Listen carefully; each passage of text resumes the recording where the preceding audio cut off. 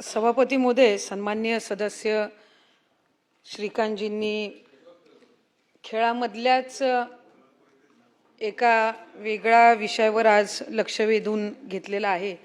खरं तर राज्याचं किंवा देशाचं पहिलं क्रीडा विभागाचं धोरण हे आपले मातीतले खेळ असतील किंवा जे प्रचलित खेळ आहेत त्यांना अधिकाधिक सुविधा उपलब्ध करून देणं आणि खेळाडूंना प्रोत्साहन देणं या संदर्भामध्ये राहिलं। महाराष्ट्र राज्याबद्दल बोलायचं झालं तर आपल्या राज्यामध्ये सुद्धा क्रिकेटसारखा खेळ तर याला ग्लॅमरी आहे आणि त्याला चांगल्या पद्धतीचे फॅसिलिटीज पण तुलनात्मक उपलब्ध आहेत।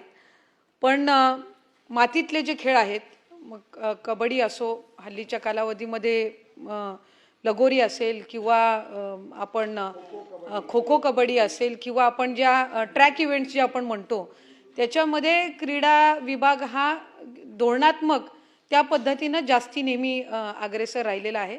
आपले तालुक्याचे क्रीडा संकुल असतील किंवा जिल्ह्याचे क्रीडा संकुल असतील, इतर आपले विभागीय असतील, याच्यामध्ये सुद्धा साधारणपणे आपण या खेळांना अधिकाधिक प्राधान्य देतो। पण हल्लीच्या कालावधीमध्ये ज्याचा उल्लेख सन्मान्य सदस्यांनी या ठिकाणी केला, याच्यामध्ये इलेक्ट्रॉनिक स्पोर्ट्स हे जागतिक स्तरावर आता त्याला वेगाने प्रतिसाद मिळायला लागलेला आहे आणि याचं आयोजन मोठ्या प्रमाणामध्ये होत चाललेलं आहे। आणि भारत सरकारच्या युवा कार्यक्रम आणि क्रीडा मंत्रालयाने ई स्पोर्ट्सचा समावेश हा बहुक्रीडा स्पर्धेचा म्हणजे मल्टी स्पोर्ट्स इव्हेंट्स ह्या चौकटीमध्ये त्यांनी तो ठेवलेला आहे।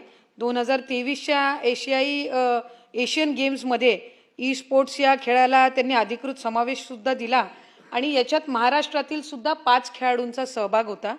आणि पहिल्यांदाच एका नवीन कुठल्या तरी एक एशियन गेम्समध्ये सहभागी होणारे खेळाडू होते आणि म्हणून त्यांना प्रोत्साहन म्हणून शासनाने प्रत्येकी 5 लाखाचं म्हणजे विभागाने, क्रीडा विभागाने 5 लाखाची त्यांना वित्तीय अर्थसहाय्य सुद्धा त्यांना त्या स्पर्धेला जाण्याच्या तयारीसाठी केलं। याच्यात मल्टी स्पोर्ट्स इव्हेंट्समध्ये व्हिडिओ गेम्स येतात, काउंटर स्ट्राईक्स येतात, त्याच्यानंतर शूटर आहे, पबजी आहे, त्यामुळे वेगवेगळ्या खेळांचा याच्यामध्ये समावेश आहे। आता या संदर्भामध्ये राजस्थान किंवा उत्तर प्रदेश असेल यांनी काही एक धोरण तयार करायला घेतलेलं आहे। तर या दोन्ही धोरणांचा विभाग म्हणून अभ्यास हा केला जाईल की त्यांनी कुठल्या कुठल्या बाबी धोरणामध्ये समावेश केलेल्या आहेत। कारण याच्यामध्ये एक फार थिन लाईन आहे। एका बाजूला आपण ऑनलाईन गेमिंगच्या विरोधामध्ये काय धोरण आणायचं या संदर्भामध्ये राज्य शासन आणि केंद्र शासन हे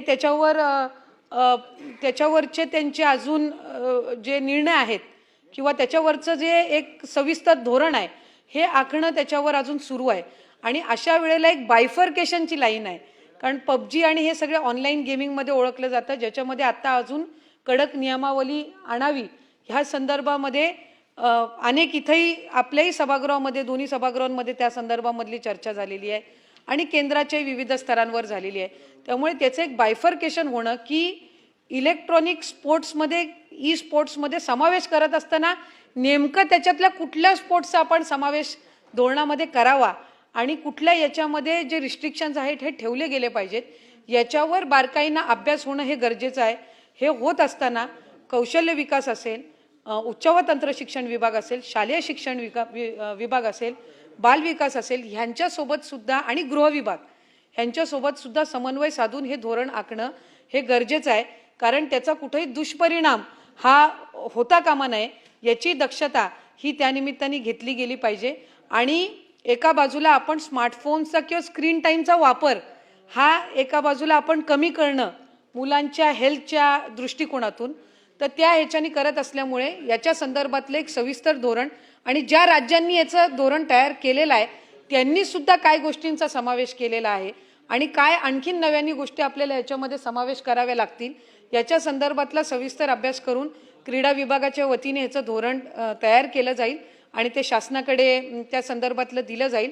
तत्पूर्वी ज्या खेळांना इंटरनॅशनल म्हणजे एशियन गेम्समध्ये किंवा इतर याच्यामध्ये मान्यता, इंटरनॅशनल गेम्समध्ये जर त्याला स्पर्धांमध्ये मान्यता दिली गेली असेल तर ऑलिम्पिक असोसिएशन असेल, ऑलरेडी आहे, एशियन गेम्समध्ये आहे, महाराष्ट्रातले 5 खेळाडू गेले, त्यांना आपण अर्थसहाय्य पण केलं, पण त्याची अर्थसहाय्य करत असताना त्याच्यातल्या गेम्स कुठल्या गेम्समध्ये ते सहभागी होत आहेत, ते ऑफिशियली इंटरनॅशनल स्पर्धेमध्ये जात होते म्हणून ते शासनाकडून करण्यात आलेलं होतं.